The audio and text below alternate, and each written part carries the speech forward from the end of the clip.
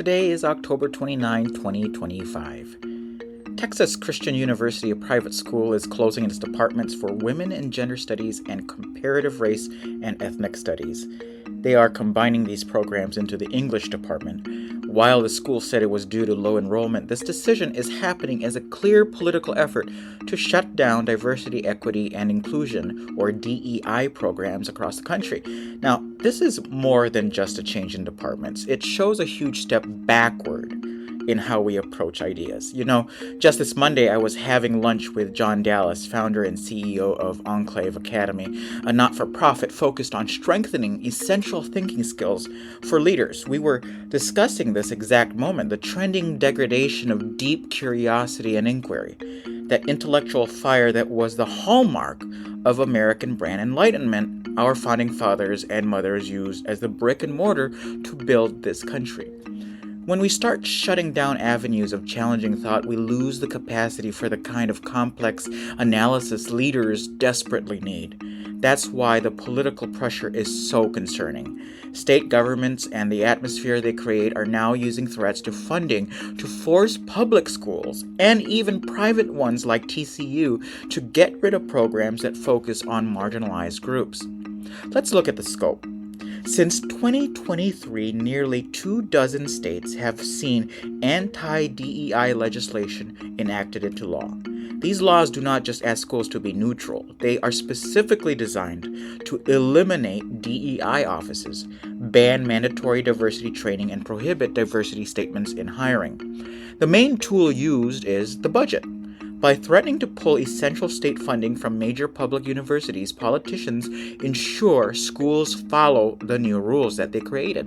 Texas, for example, has been a leader in this political push. The resulting effect is a powerful pressure that reaches beyond public campus gates and into places like TCU. When state leaders actively criticize curriculum and call programs quote-unquote radical, it creates a real problem for administrators. They feel they must act to protect their schools' reputations and their ability to operate in that state. What follows is not an honest academic decision, but a forced step backward for learning.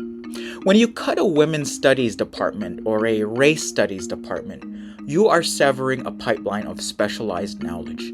These fields, often wrongly dismissed as unnecessary, are key to understanding modern society, public policy, and global history.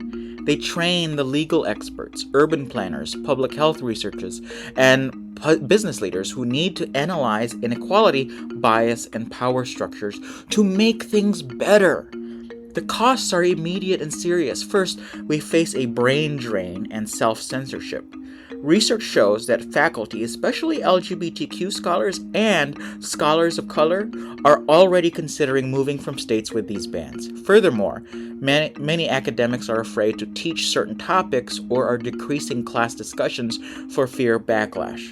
You cannot maintain intellectual strength as a nation by pushing away your most diverse thinkers or forcing them to dilute their teaching. Second, we lose crucial research. The academic studies that come out of these departments inform public policy on health disparities, income inequality, and corporate culture. By shutting down these specialized research centers, we hurt our ability to address the real-world problems facing a rapidly diversifying nation. Third, we hurt the talent pipeline. DEI offices and centers are essential for student retention.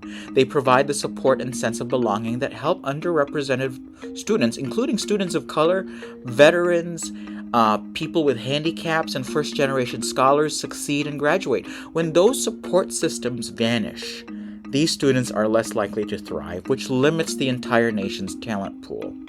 If the goal is truly intellectual and economic strength, dismantling DEI is a catastrophic error. Diversity in thought and experience is an economic and intellectual advantage, not a liability. Historically, the convergence in wages and jobs for marginalized groups, driven largely by educational access, accounted for a massive 41.5% of the nation's growth in GDP per capita between 1960 and 2010. by limiting access to critical frameworks that address systemic issues, and by creating environments where diverse scholars and students are unwelcome, we are consciously choosing to limit our future innovation, creativity, and problem-solving capacity. We are trading long-term national strength for short-term political victory. The ultimate price of these policies will be paid not in budget cuts today, but in the intellectual stagnation of the next 50 years as the United States of America.